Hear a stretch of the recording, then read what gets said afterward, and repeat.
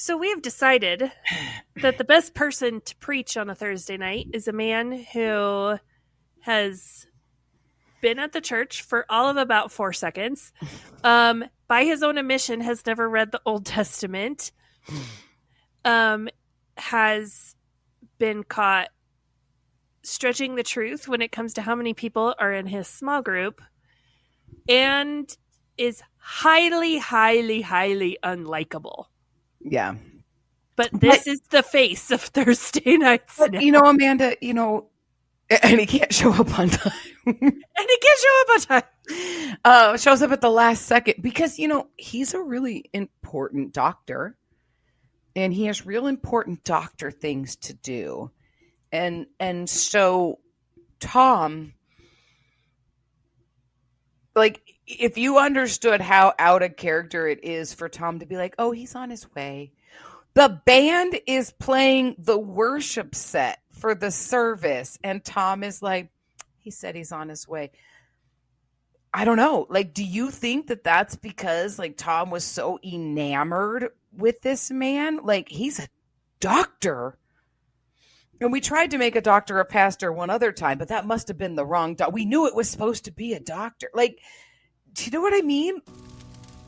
Faith can feel like hearts and butterflies until someone lights a match and burns it all to the ground. Welcome to the Burning Butterflies podcast. The sad thing is that there's abuse of every kind within the church. But the spiritual abuse is the stuff that just It's a place there shouldn't be abuse. Like, there just shouldn't be abuse in a place that claims Jesus. Well, it ruins your soul.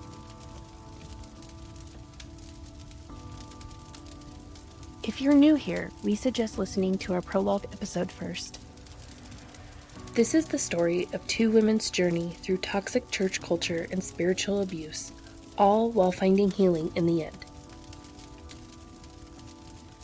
Sometimes it's just the facts, and if you get offended by it, that's a you issue. And if we can't be mature enough to have these conversations, even if some of the topics are difficult, then shame on us.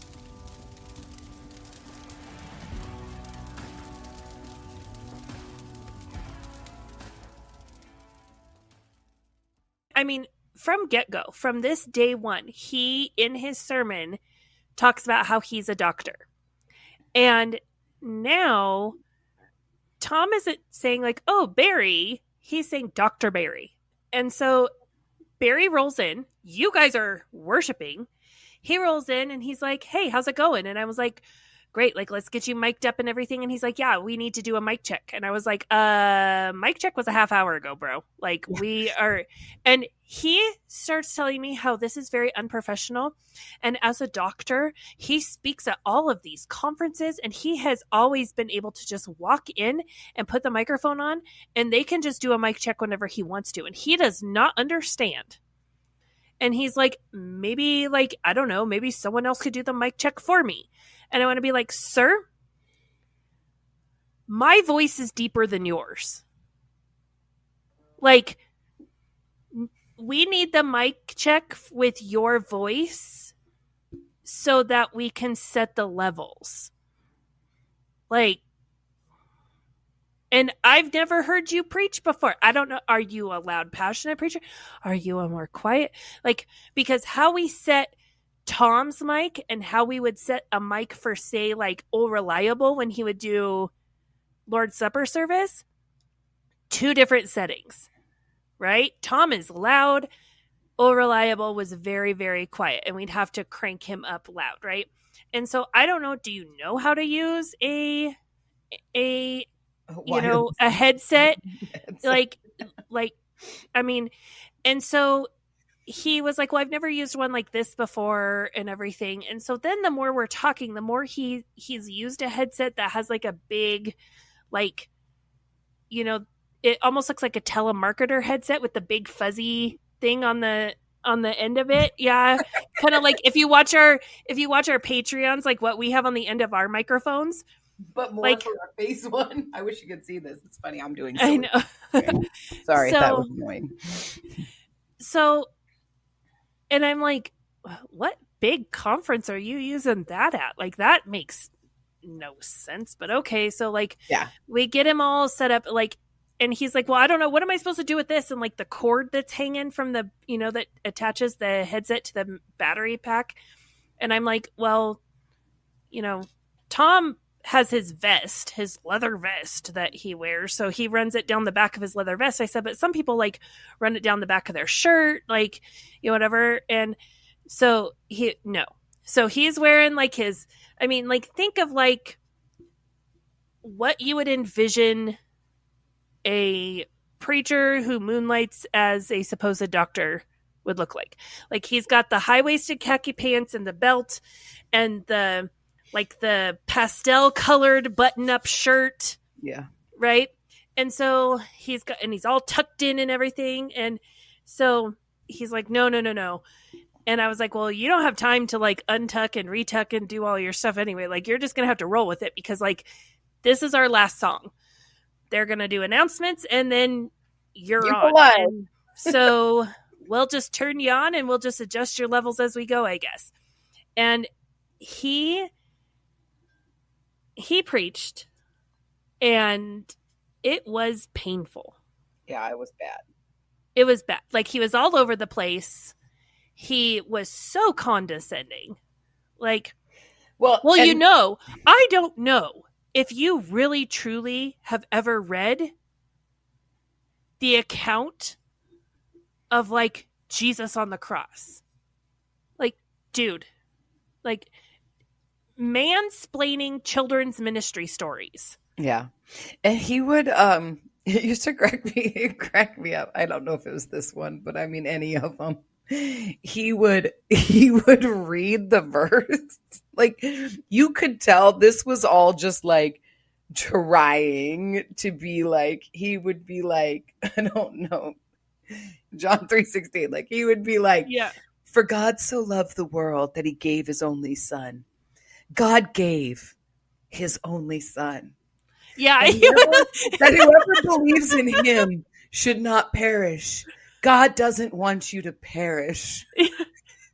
He would read the words on the page and then just retell you what the words on the page said until he had an opinion. Man, I got to tell you. Like, and then he would go off and say something that had nothing to do with the scripture he was reading. Yeah. And all of his stories were, I have a patient, and I'm like sitting there like thinking like, I'm like, I understand you're not sharing specifics, but I feel like you're sharing enough that this is like, this is some HIPAA violation. We're walking the line of HIPAA very, very closely. And then it was all about his kids and his wife and the homeschooling and, and just like all of this stuff. And so he mentions that he's a doctor, almost right? Like he was trying to say the things that he thought he should say. Yes. Oh, 100%. It was all performative. It was all performative. Okay, so go on. Sorry. So he mentions every single sermon that he's a doctor. Well, I'm a doctor. And, in my day job as a doctor and in my practice as a doctor. And so he starts talking about it, right? Well, so people start asking about oh, he's a doctor, thinking it's like you said, the last time we tried to make a doctor a pastor, they had a successful practice. They still have a successful practice. They're real doctors. They're real doctors. People from our church were going to them. Yeah. And so people are starting to ask well, where's your practice and stuff? And they start looking it up, and then they're mad because he's not an actual doctor.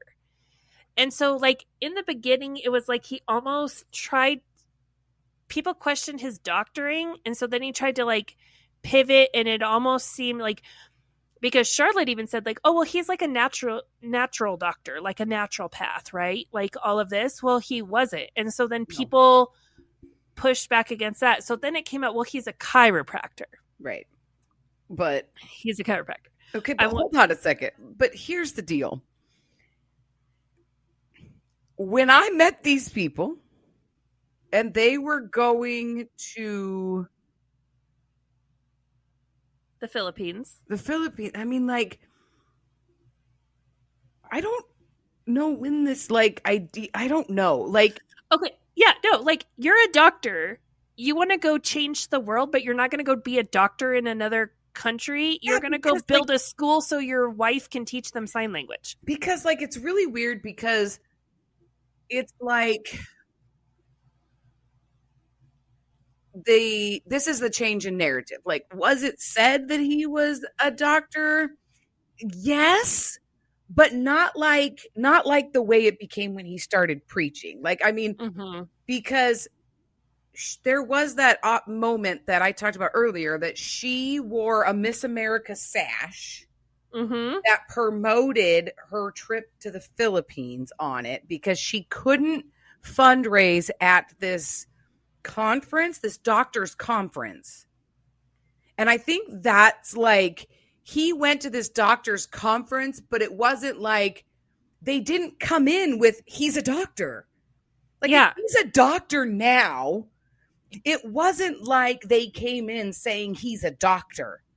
This idea that he's a doctor really got promoted within the last few weeks of him starting to preach. Yeah. Because that storyline, even if it was mentioned, like I don't remember them ever saying he was a doctor, but I remember them going to a doctor's conference Yeah. and her wearing her sash to collect money for the Philippines before COVID. Mhm. That I remember. Yeah. And now all of a sudden, whatever you were doing before, now you're called to be a pastor and you're a doctor and you have this successful practice and you're preaching on stage, but now people are like, sir. And then we find out you're a chiropractor. Yeah. And so I'm originally told for this Thursday that, well, this is just Barry's turn.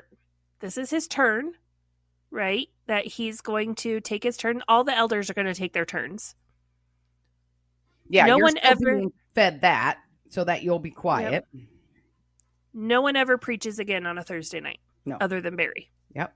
In my entire time remaining at Come As You Are, Yeah. he takes over Thursday nights. Right. So this is his time. I am in this, like, I don't like him, but maybe it's a me problem. I'm going to try really, really hard. And, all right, we've all been really accustomed to Thursday nights. Young Gun went really deep. Tom was attempting to go deep. I think we spent like a year in the book of Genesis. Yeah, what's so funny though is, like I said, how Barry would like read the words on the page whenever he preached Mhm. at the beginning, and then he would retell you what the words say, and then he would have an idea about something that all of a sudden popped in his head that he was like, somehow this connects, and it doesn't. At least like Tom was like, he would at least have stories that connected to, but he would still, I'm going to read these 6 verses and now let's talk about them, my opinion on them, like at least it would connect, but it wasn't. And that's the thing, like, Young Gun would go like verse by verse. Yes. And like historical context. Yes. How this relates from like how the people would have understood it when it was written versus, I mean, like it was across the board depth. Tom started off that he was going to try to mimic what Young Gun did, but like he never ever was able to do that. No. So instead what it would turn into, it'd be like, we're going to talk about the first half of chapter 1 today. And he would use one verse from, like, he would do the whole reading and then we would just focus on one verse and then he would basically preach a sermon. Yeah. And we'd have the acronyms and the fill in your blank and all the stupid crap that we had to have from Sundays. Like on one level, like there are different types of speaking portfolios, right? Like not everybody is an expository type speaker, like Young Gun. That was his drive, that was his thing, and that's what he did, and that's what he excelled at, and good for him.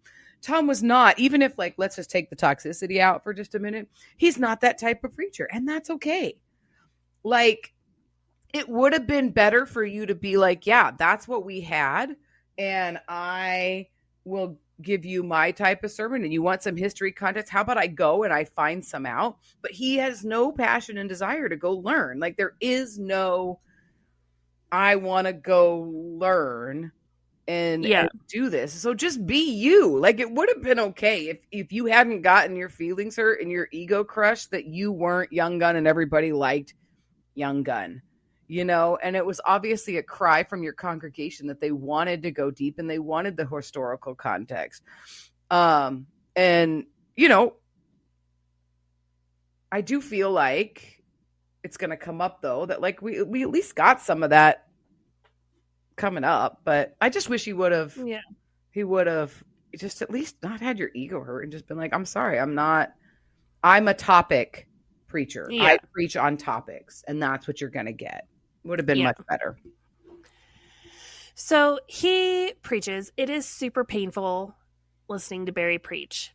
And then afterwards, he comes up to me in front of Tom to again inform me how he doesn't understand why he has to be here a half hour early. And it is so difficult for him to get here anyway, because he has speaking engagements on Thursday afternoons in another town. And it's like, he has to get here.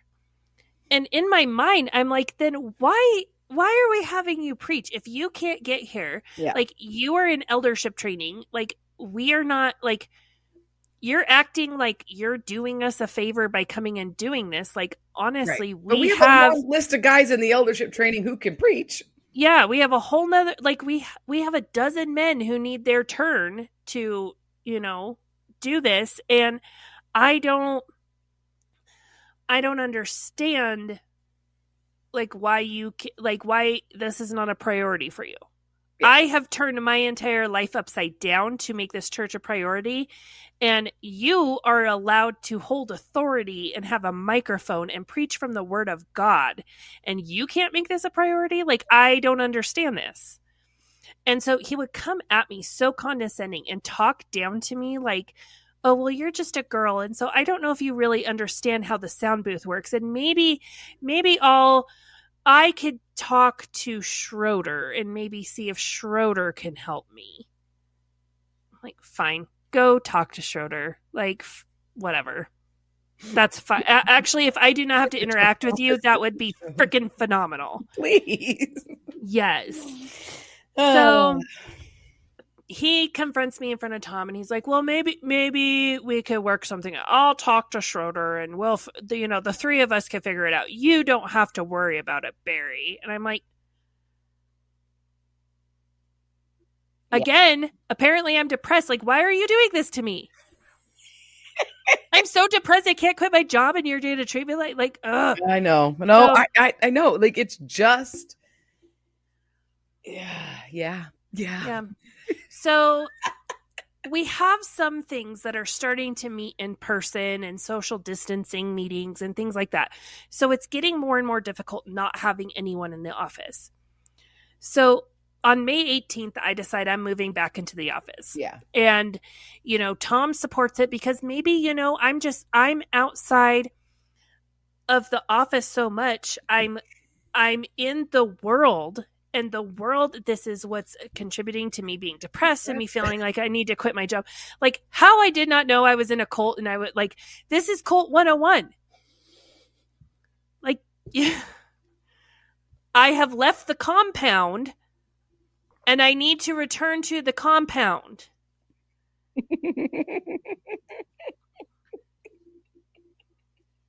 I just want to take a minute.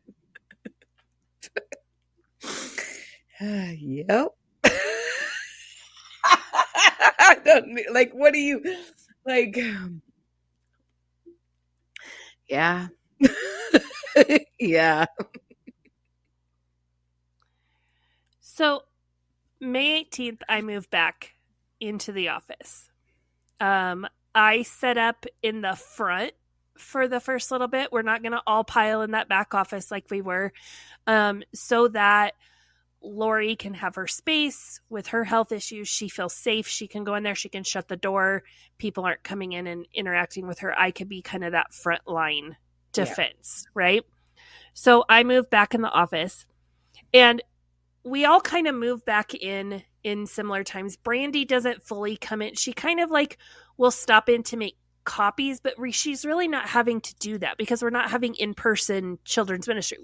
All this time that we're doing live streaming, we're still pre-recording a youth lesson and pre-recording a children's ministry lesson for a Sunday morning, and I'm still putting those out there on YouTube for families to watch, for kids to watch. Yeah. So really, Brandy doesn't have, it's not like she's having to like put together, supplies or make copies or, do anything like that. Everything is still fully online in that aspect. So Brandy hasn't fully come back into the office yet. So really, it's just me and Lori. And so while we're in there, we notice something smells in the office. And at first it's like, oh, it's because like, okay, it's been Tom in here by himself for weeks. Like, he's a boy. Boys are gross. Like, so we deep cleaned the office, scrubbed everything. It still smelled. So then we're like, maybe something got like left in the garbage disposal, like in the kitchen sink. And so, we're running stuff through that to try to clean it out. We're running stuff through the dishwasher to try to clean it out. We're, putting stuff down like the drains in the bathroom to try to like, okay, maybe it's, sewage backup, like something is going on. Something is going on. Then I said, it almost smells like that time that rabbit got underneath in the crawl space and died. And she goes, oh, it does kind of smell like that.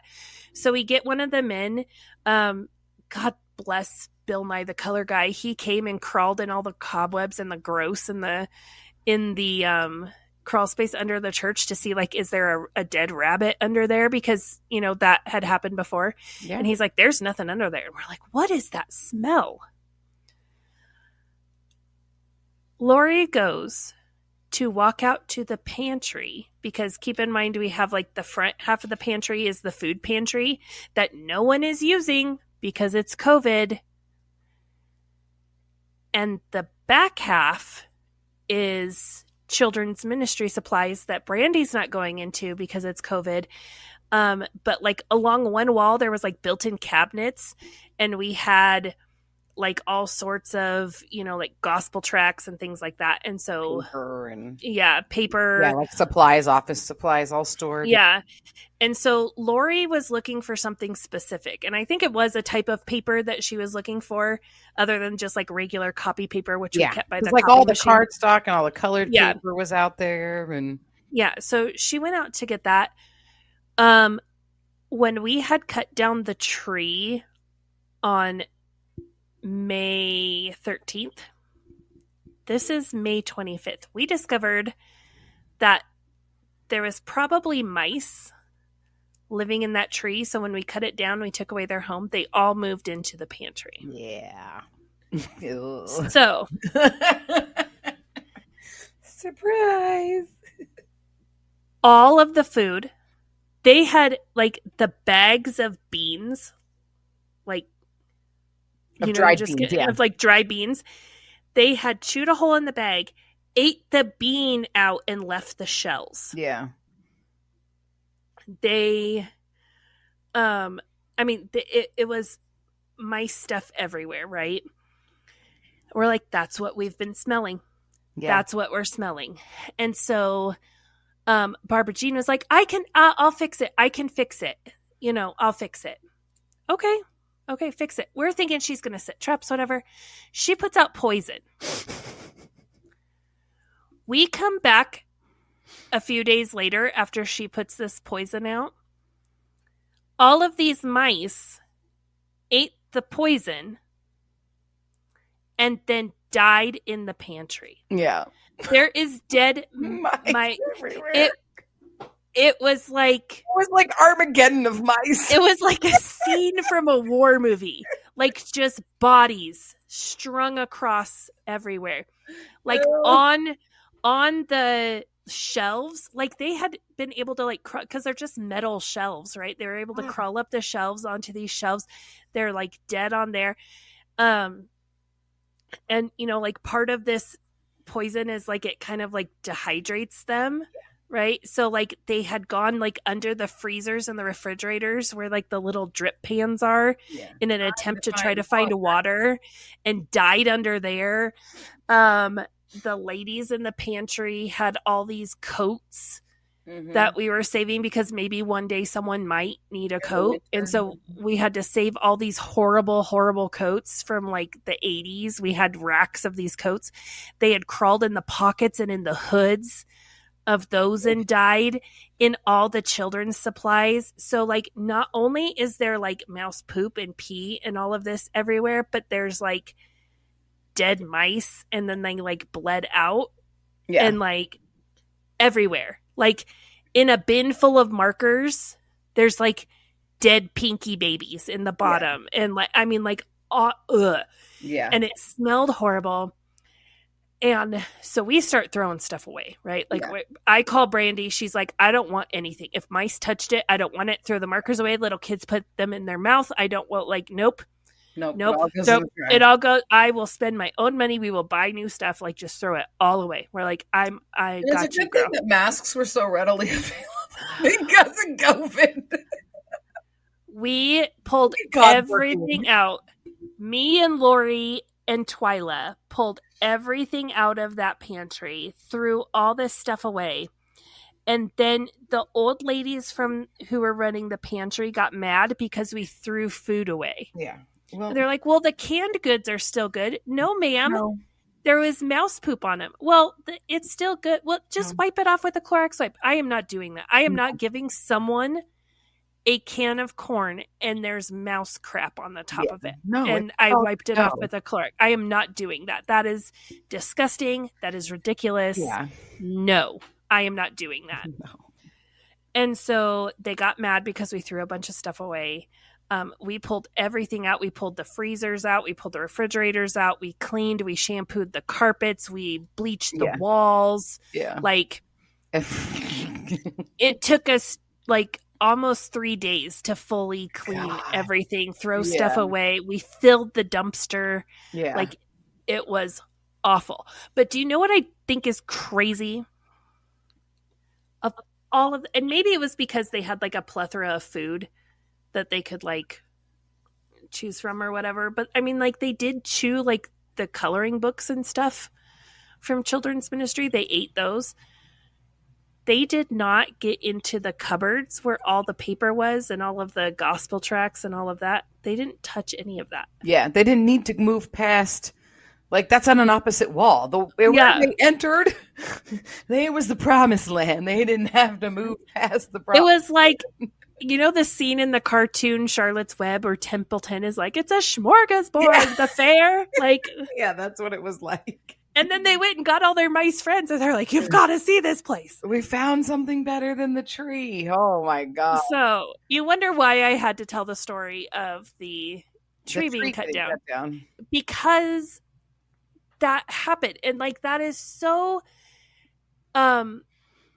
it's such a like, defining moment because we were upset that like this happened and we're like, did you not Tom, did you not realize that there were mice in the office? Because it's not like the pantry door just magically stopped the mice. Yeah. Like we had seen evidence of mice in the rest of the office as well. Yeah. And we just assume it's because we weren't in there and they had gotten in or whatever. And he was oblivious to the whole thing. But also I got hauled in and yelled at because the pantry is not my ministry. Right. And if the pantry women wanted me to save the food, I should have saved the food. Right. If the pantry women wanted me to wash the coats that had the dead mice blood all over it, I should have just washed the coats. And I was like, the coat, the soap, the laundry soap I would have had to buy to wash the coat is worth more than the coat. The coat, if someone's grandma died and they cleaned out her closet and brought us all of her crap that no one else wanted. Right. Like, but like, just the fact that, yes, you got in trouble. Like, that's not your, well, then those lady, then next time I'll call them and they can come and deal with all the dead mice. Well, and that's the thing is I was like, if there's anything you want to save, you need to come down here. Oh, well, we can't come down there. It's COVID. Yeah. We have to stay home. Okay, well then you're subjugated to me throwing your shit away. Yeah. Because I'm sorry, this is disgusting. Right. So, but like it is like there's so many. We talked about the kitchen dishes. We talked about like the things that Tom cared about. He only cared about because somebody called and complained and it got to him. Like the level of things that were going on that should have taken priority or should have been a problem or should have been addressed. Not a peep. Yeah. But God forbid, this issue gets given voice. Yeah. And so, like, I even asked Barbara Jean, I'm like, why did you use, like, poison? Like, you knew they have to go somewhere to die. She's like, oh, I just didn't think that they'd die in here. I figured they'd go outside. Why would they go outside where there is nothing why would they not burrow themselves into a nice, cozy bin of, like, puffballs that the children's ministry uses and find comfort in their final moments there? They're not going to go outside. Like, so that is all happening. Well, like, I'm not kidding you. We are cleaning up dead mice stuff, scrubbing the floors because there's mouse pee and blood all over in the carpet, and we're shampooing the carpet and everything is strung out. But it is the day that we are launching live VBS. Yeah, we still have VBS to do. We got time to deal with crisis over mice. And we decide we're launching VBS and we're setting it off and we're so excited. We're doing a drive-through popsicle stand. Yeah. So we have to shove everything back into the pantry hastily because people are going to be driving through and we can't have them drive through and see, like, why is the refrigerator and the freezer and all the stuff strung out all over the church grass. Understand, like, you've got 2 days in between finding the mice and launching VBS, and VBS goes live, and it's a 3-day process to clean up the pantry. Like, this is the reality. And so we have to shove everything back in when the popsicle drive-through is getting ready to start because we don't want these families to see the grossness. Yeah. So what a great idea. Drive-through popsicle stand, right? Yep. Yeah, it's summer. It's COVID. Get out of your house. And we stand out. It's me and Brandy and were you there? Or were you still there. You were working. I'm working. You did all the planning and you helped us plan it, but you didn't get to be part of the execution. Nope. So it's me and Brandy and Twyla and I think one other lady, and we're standing outside in about 1,000,000-degree weather, and we have on masks and rubber gloves so we don't, like, because no one can touch you and we don't want to touch your popsicle. And so we have on gloves and we're cutting off the tops of the popsicles with scissors. And we're, people will pull up, roll down their window. We stand as far away as we can and stretch our arm out as far as we can. And the kids stretch their arm out of the car and we hand them the popsicle and we say, we love you. And so we do that for like an hour and then we go inside and we start this. So this was our idea. We had already bought the kit for VBS for that year, which was from Group Publishing. It was called Rocky Railway. So we had put this out there that we are going to be live. We're going to live stream it. Anything that you would do, we had taken the games and we modified them. So like anything that we would have done like on a big scale at VBS, we tried to find a way to like take household items and be able to play a game similar to that at home. Yeah. Same thing with the crafts. We gave them the website, because we talk to group publishing. We're like, this is what we want to do. Because we understand we're going to be putting this out there.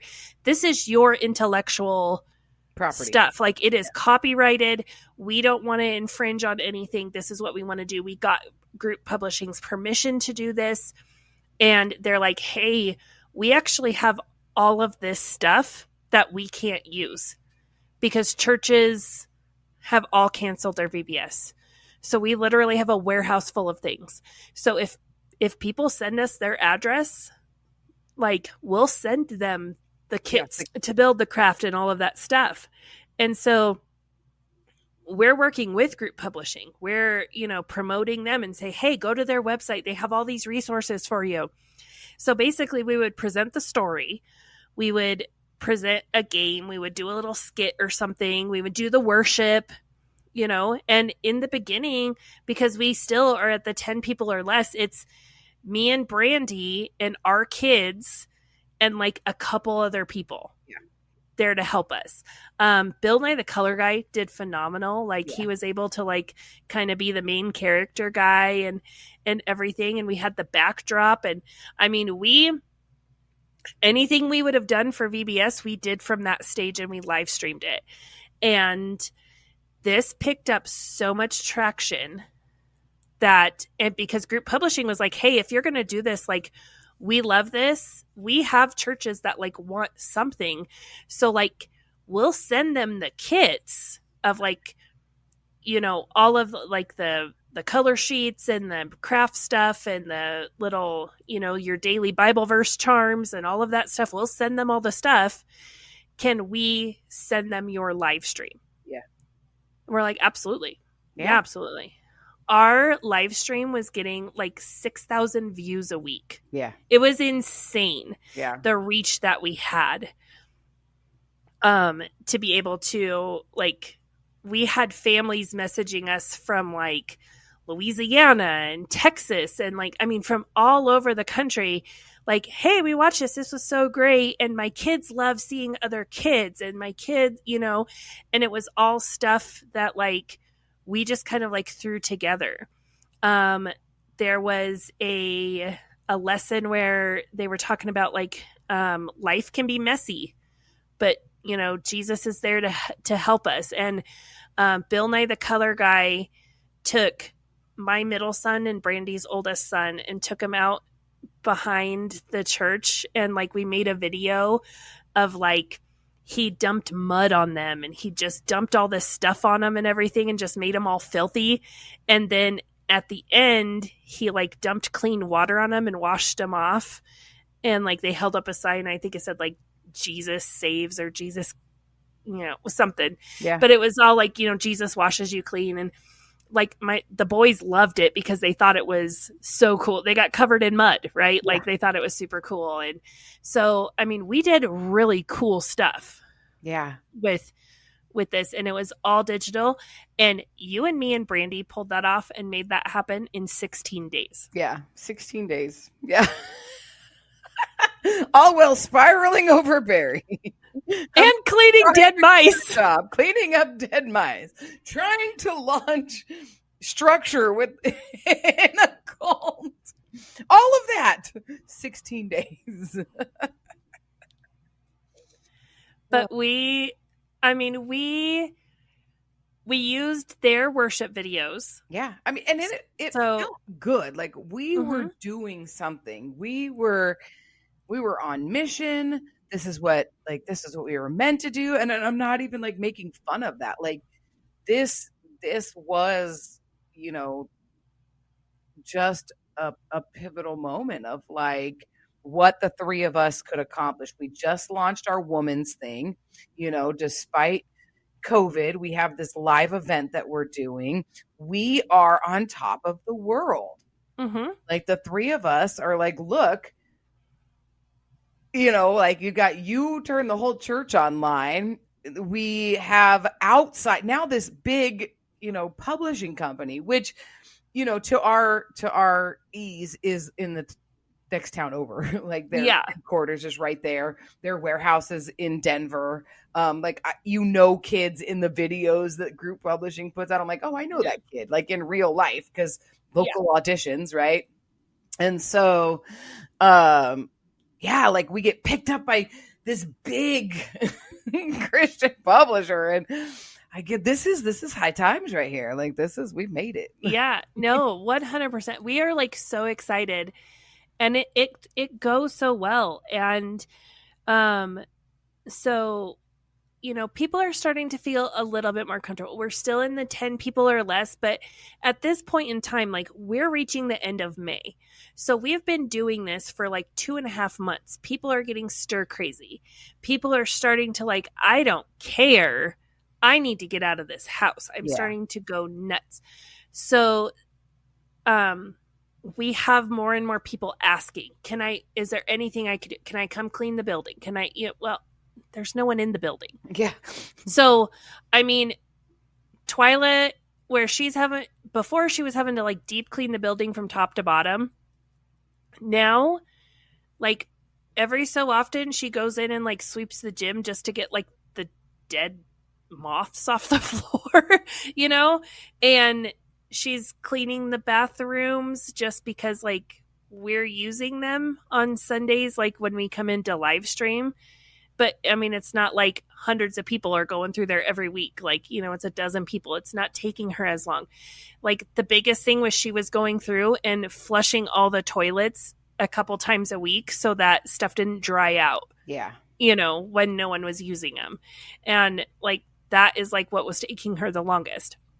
And so all these people wanted to help. Well, she didn't need help cleaning the building, but she was doing all of the yard work and stuff. So it is decided that we are doing a spring cleanup at the end of May, which is not really spring cleanup. It's summer. But we are going to do. But we had like a weird, you have to understand, like school went online, and I think they used all of their like snow days. Like, like school's ending early. We still get credit for all the, like, we're just done. Like, I think everybody was just done. And so we jumped on VBS right when school ended. Like, it was just go, go, go. Yeah. That's how I feel like that went. And so we decide we're going to do this social distancing spring cleaning. I posted pictures. I'll put them over on our Patreon, but like this, I remember trying to take pictures in angles of like, oh, this looks like they could be 6 feet apart. These people are not. No one is wearing a mask. Everyone is. But it was social distancing spring cleaning. And so, like, a lot of people did come out and help us, like, weed stuff and redo mulch and all of this stuff because, I mean, everyone was bored. Like, honestly, this was the time I'm willing to bet, even in the heyday, like, even in, like, the 2013s, 2014s, when we were at, like, the peak, right, of Come As You Are's attendance, I don't think we had this level of like people wanting to do stuff ever before. Right. Because people were bored out of their minds and they wanted something to do other than just sit at home. So we do that. And on May 31st, this is significant. Significant enough that I made a post not only on my personal Facebook page, but on the church's social media. This is like the most monumental thing to happen to Come As You Are. Praise the Lord. Hallelujah. We got a new router. Got a new router. The live stream does not have to go down. Amanda does not suck anymore for now. Because, praise Jesus, we have a new router. Woohoo! Burning Butterflies is a listener-supported podcast. Today's episode was brought to you by our amazing supporters on Patreon. Follow the link in our show notes to learn how you can become a Patreon supporter too. Supporters get exclusive access to bonus content each month, including outtakes, cut content, and supporter-only episodes. If you've enjoyed this episode, please leave us a rating on your listening platform. Burning Butterflies is a production of Asha Media. Thank you for listening.